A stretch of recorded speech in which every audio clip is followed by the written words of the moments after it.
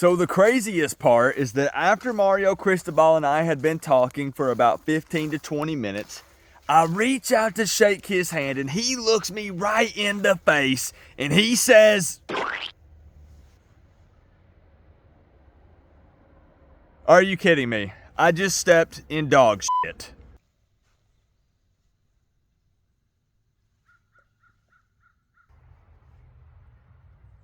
Oh, never mind. It was just NC State.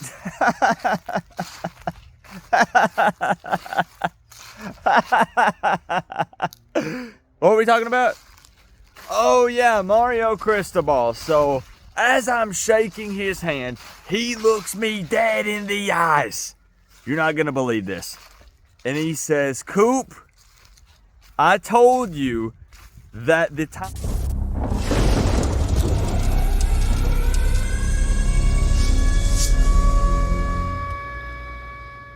What's going on, Canes fans? Another week and another night game for Miami.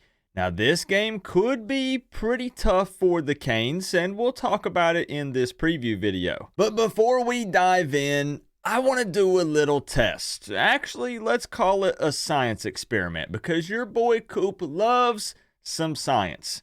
Make sure that if you're watching this video, I'm literally talking this one right here, double check and make sure that you are subscribed to this channel, because when looking at the behind the scenes numbers, YouTube tells me that every time I mention subscribing, every single time, that we gain at least 50 new subscribers. So what we're going to do is put this to the test, and if you love Miami Hurricanes football or just college football in general, hit that red button that says subscribe. And let's see if this works. And one last brief announcement, do not forget to leave a comment on this video as well after you subscribe. So subscribe, then leave the comment. If you've already subscribed, then you get to skip step one and go right to this one. Leave a comment on this video because I'm still picking random people each week on the preview videos to win free Cane for Life wristbands. All you have to do is leave a comment talking about the game, talking about anything. I'll reply to your comment and let you know if you're a winner, and then I'll get your information. So the Miami Hurricanes are currently sitting at 6-2, coming off of an overtime win against Virginia, 29-26. Now NC State is 5-3 and also coming off of a win last week after beating Clemson 24-17. For me personally, I really think the best way to describe this NC State football team is below average offense, but a fast and physical defense with several veterans on that side of the ball. Now, after their loss to Louisville 4 games ago, their head coach Dave Doran made the decision to bench quarterback Brennan Armstrong, a name that I know Canes fans are very familiar with. That's right, the transfer from Virginia. And they replaced him with sophomore quarterback MJ Morris, who is 2-1 so far as the starting QB. In 3 games, he's thrown for 596 yards, 6 touchdowns, and 4 interceptions. Now, he's also rushed 26 times for 20 yards. Not very much. I've heard that some NC State fans weren't really sure if they were ready to make the switch just yet because, again, Brennan Armstrong brought a lot of experience in that quarterback room. But now that they've decided to name MJ Morris the starter, he's a sophomore, I guess they're riding with him. And I'd like to point out a few things that NC State has going for them. And the very first thing that pops into my head is their wide receiver, Kevin Concepcion. This guy has 42 catches, 493 yards, and 6 touchdowns. And yes, when I wrote out his name, it's literally Concepcion. I made sure that I got it right, and I still probably got it wrong, but that's why you probably see me staring at my paper, because it's literally in all capital letters, Concepcion. But this dude is a baller. He's also ran the ball 7 times for 90 yards. And I'm worried because Miami wasn't able to stop Virginia's top wide receiver, Malik Washington. Miami sure as heck couldn't stop UNC's best wide receiver, Tez Walker. So we have to do something about this KC guy. My point being that these teams that have a big name wide receiver on their squad that pumps out big numbers each and every week continue to see success against Miami. They also have some very experienced playmakers on defense that could really take advantage of Miami's inconsistent passing game. A name that really stands out to me is their linebacker Peyton Wilson, who is 6'4" with 2 interceptions so far this season, and one of them he took to the house against Clemson. But speaking on Miami for a moment, I realize that I'm over here hyping up NC State.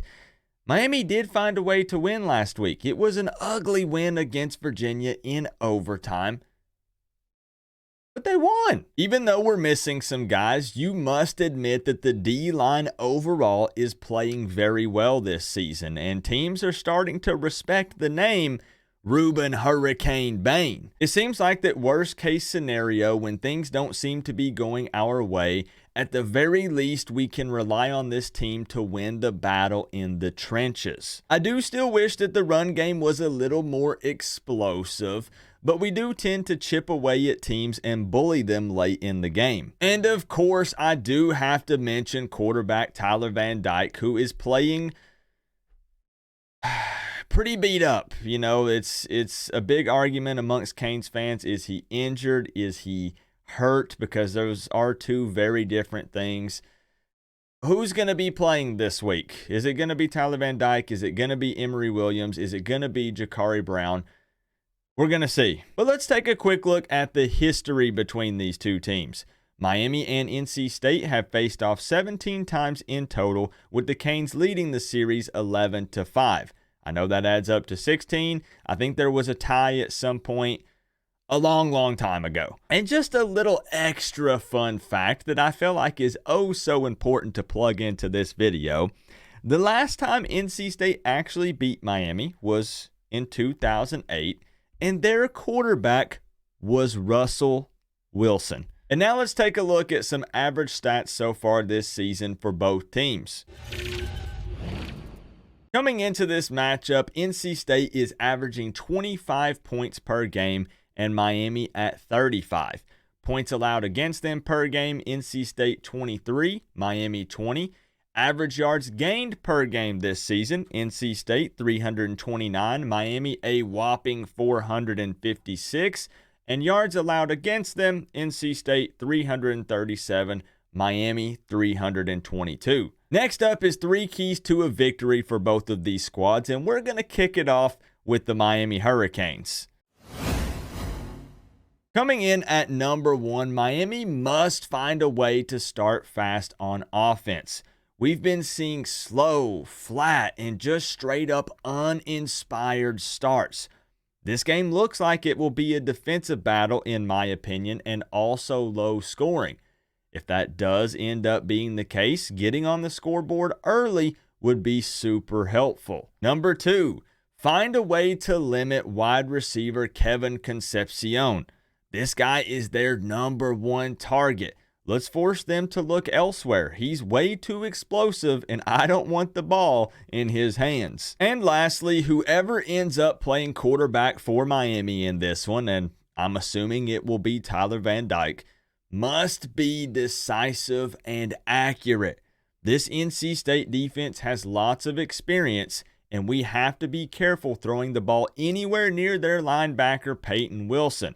I already told you guys he's 6'4" and he took an interception to the house last week. And now 3 keys to a victory for the Wolfpack, and coming in at number 1, embrace the nighttime home game and feed off of that atmosphere and energy. Miami has only played 1 ACC road game so far against UNC, and it was also at night, and they lost. Number 2, sophomore quarterback MJ Morris will have to step up and play a different level of football this Saturday. His numbers have just been okay, and okay will probably not cut it against this Miami Hurricanes defense. And lastly, force Miami to throw the ball. The Canes like to chip away at you on the ground, and if the run game is not there, we're not too confident right now in our passing attack. So it's finally time, the moment that everyone looks forward to each and every week in these preview videos. At least that's what I tell myself. My score prediction for this game. But first, we always like to take a look at the ESPN matchup predictor, which has Miami's win percentage chance coming in at 66% and NC State at 34%. And at the time of filming this video on FanDuel, they have Miami as a 4.5 point favorite, and the over-under is coming in at 45.5 points. Now, with all of that being said, I do have some magic numbers in mind already for this game. But we have to check in with the new, as of last week, Dr. Scientist guy, who apparently goes by the name Dr. Pepper. I pay him big money to analyze my score predictions, so let's just go ahead and check in.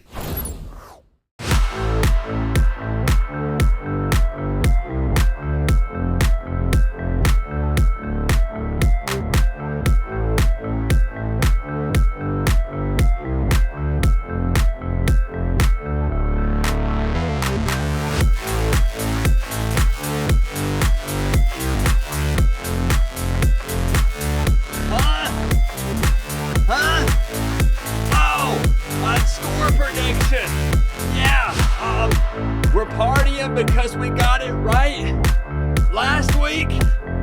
This week, I'm sure. Why not?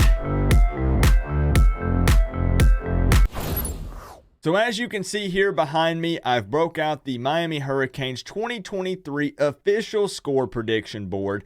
That way we can keep track of each and every score prediction and the actual outcome throughout the entire season. I'm not going to beat around the bush with this one. We're just going to jump straight in, and I'm going to write down these magic numbers. So here we go.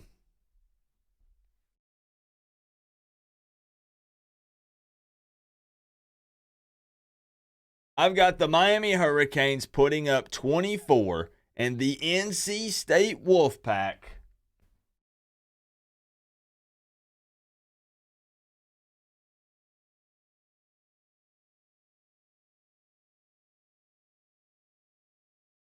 scoring 20. So let's go ahead and make it officially official and put the big green W beside it. And then we're going to talk about it for just a moment.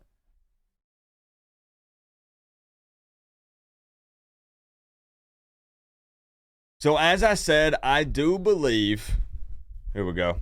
I do believe that this will be a low-scoring defensive battle. I think that Miami's defense can shut down NC State's offense, but at the same time, I also believe NC State's defense can shut down Miami's offense. Again, defensive battle here. However, I don't think that NC State will be able to stop Miami from running the ball. And because of that, we leave Carter Finley Stadium with a dub. Now, I still believe that Miami's run game is going to be a grind. You know, it's going to be one of those, again, where we try to just wear down their defensive line throughout the game. And hopefully, again, it's been the story week after week, but it's fine as long as we walk away with the dub, right? By the time the fourth quarter rolls around, we can kind of lean on that, and we can continue to get a push with our O-line, and we can run the ball as much as we want to and be very successful on the ground. But I really think it's crucial. Let me just go ahead and put it out there. I believe it is absolutely crucial that Miami starts fast in this game. Again, if we're going to get into a defensive battle, let's go ahead and jump on the board early. Let's go ahead and get 7. Let's get 10 early on in the game, and then we can grind it out after that. I had this down as a loss back in August in my, full season prediction. But again, this is why we predict games week to week, because we start to see how these teams look and how everybody's performing. I think that the defense can really get after their quarterback, MJ Morris, and rattle him in this game. But again, I don't know how much trust I put in our quarterback situation. Tyler Van Dyke, playing injured. He's been selling some balls. We've had guys open, but he's not been able to hit them.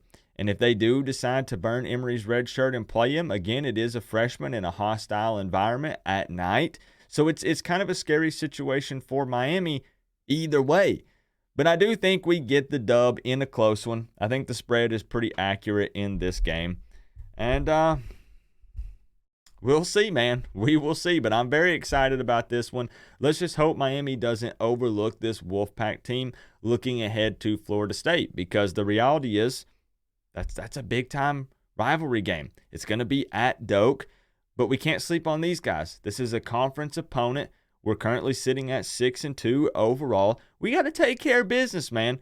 That way the Florida State game doesn't, lose any hype. Remember, though, guys, we're all one big happy college football family, but at the end of the day, I got to say, it's always better when you get to rep the U. And do not forget, leave a comment down below. You can drop a score prediction. You can just talk about the game, anything you want. So that way, you're entered to win some free Cane for Life wristbands. I'll cover the shipping. I'll send it out to you, but you got to leave a comment here on this video and be subscribed. Coach Coop, peace out. I'll see y'all in the next one.